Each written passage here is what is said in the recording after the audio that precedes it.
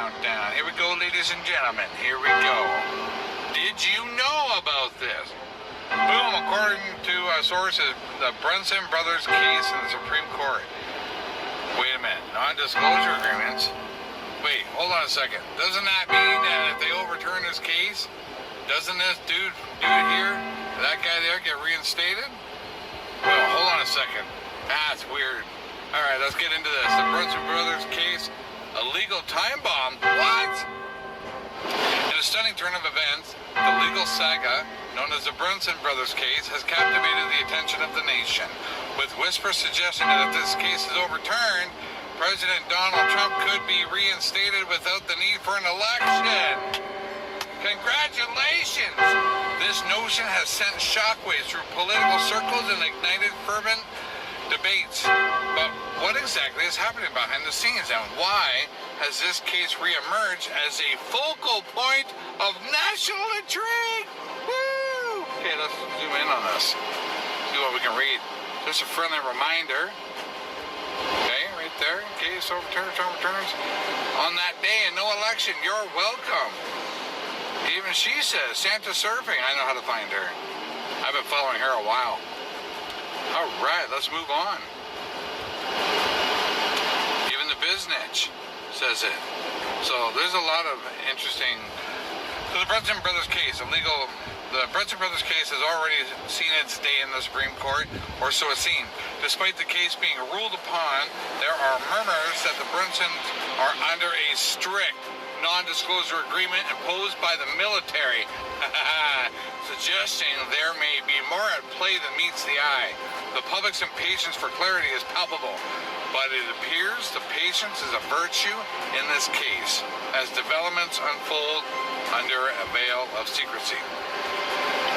So if you want to, I'm not going to read the whole thing clearly, because that's just starting to get a little boring for me to read. So I got more in here. Just pause that if you'd like to and read it. What is the secret of the long hill? The extension of the Supreme Court, eyebrows, the hidden status of the Brunson case.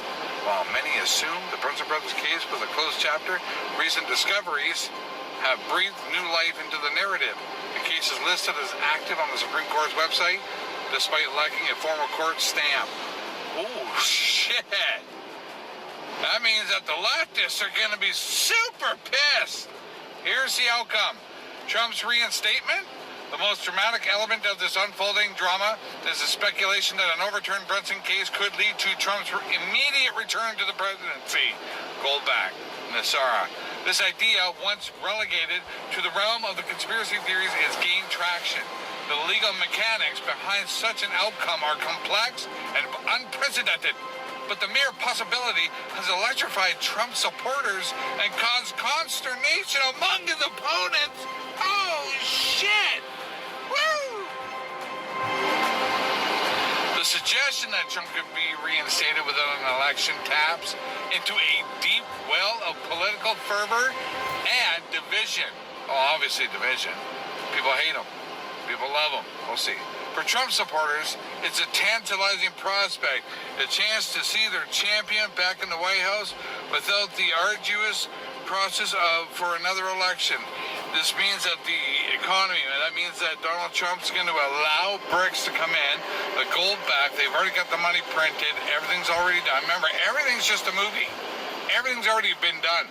This is disclosure for the people not ready, so that they can slowly grasp it all, because people, as you know, people are not ready. So here, you can read all this, just pause it. Everybody's going to wonder how I find this stuff. No, I'm a rabbit hole specialist, man. I got way more shit to show you.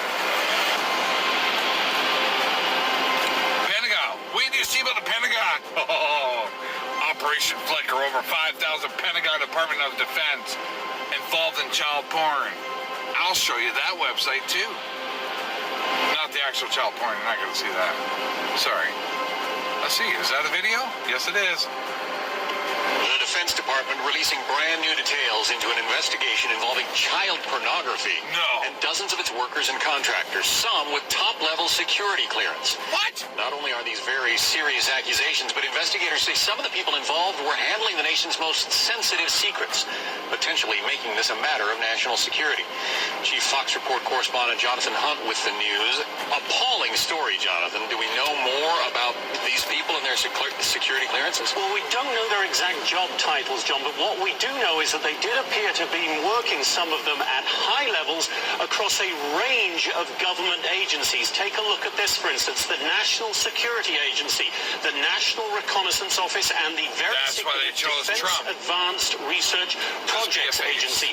Others also worked on actual military installations, including Edwards Air Force Base in California and also the California-based Naval Air Warfare Center. So they had access to military secrets in some cases and military hardware. Are all these suspects under arrest? I got more for you. We've got 94 pages of investigative material from 94 today, including dozens of specific individuals. They have not all been arrested, though some have been tried, some have been sentenced, but some have, the cases simply fell apart because of lack of evidence. Some are ratting other people out. Experts tell us it is always very difficult to prosecute child porn cases, not least because it's difficult to prove who exactly was on any given computer. Listen. That's right. Who has the password? Who has the identification to get into that? Was it you who opened the computer and I went on it? Those are very difficult aspects in prosecuting. Then there's finding the victims. Are they abused victims? Are they underage? Did they appear overage? You know, there's a lot of difficulties built right into child pornography cases.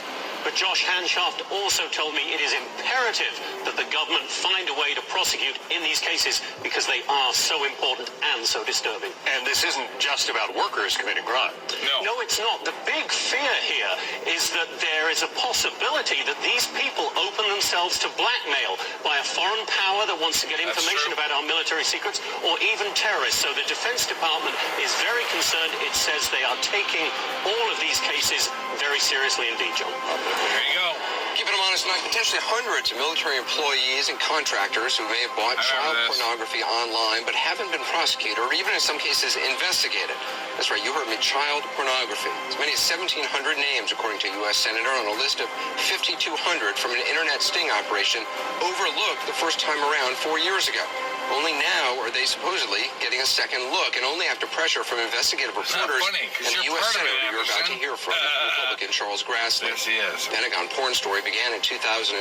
An Immigration and Customs Enforcement child pornography sting operation called Project Flicker produced payment records of about 5,200 people, many of whom provided Army or Fleet zip codes or military email addresses. Subsequently, the Pentagon's investigative branch, DCIS, began going through the ICE list to identify who actually was a DoD employee or a contractor.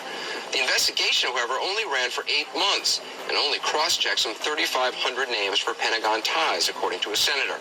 According to DCIS documents revealed in a Freedom of Information Act request, out of that 3,500, investigators uncovered 264 employees or contractors, including staffers for the Secretary of Defense and contractors at the NSA. 9 people had top security clearances, but only about 20% of those 264 people were completely investigated. Fewer still were prosecuted in about 8 months. After about 8 months, the entire probe was halted. It left about 1,700 names totally unchecked. 1,700 alleged kiddie porn customers, an unknown number of whom may still work in some capacity for the Defense Department. Late last summer, after investigations by the Boston Globe and Yahoo News revealed the figures, a Pentagon spokesman promised to reopen the investigation, conceding that DCIS had stopped due to lack of resources. DCIS says it is now revisiting all 5,200 names, telling Senator Grassley's staff they've now identified 302 employees or staffers. The Pentagon's IG telling us, and I quote, any suggestion that the DoD Office of Inspector General or its criminal investigative arm, the DCIS, is not taking Operation Flicker and the issue of child pornography seriously is in error. But Senator Grassley says he is still not getting the cooperation he needs from this Pentagon. I spoke to him earlier. Senator Grassley, you were told that 5,200 Defense Department employees had allegedly purchased child porn, and yet you're saying only 3,500 of those names were cross-checked by a defense investigator to see if they were really DoD personnel. That's mind-boggling. Why weren't all of them cross-checked? Well, we don't have an answer to that question, but it's quite obvious that the other 1,700 should have been cross-checked, and that's one of the answers to my questions that I want answered, and the implication of our question is they ought to be cross-checked. We ought to find out, because we're talking about not just general pornography here. We're talking about child pornography, and child pornography, taking that down. So here's what's going on. During the time of Obama, he didn't do it all. During the time of Clinton, they didn't do it all. They just made it look good. When Trump came in, the whole fucking thing was wide open. That's why they hate him.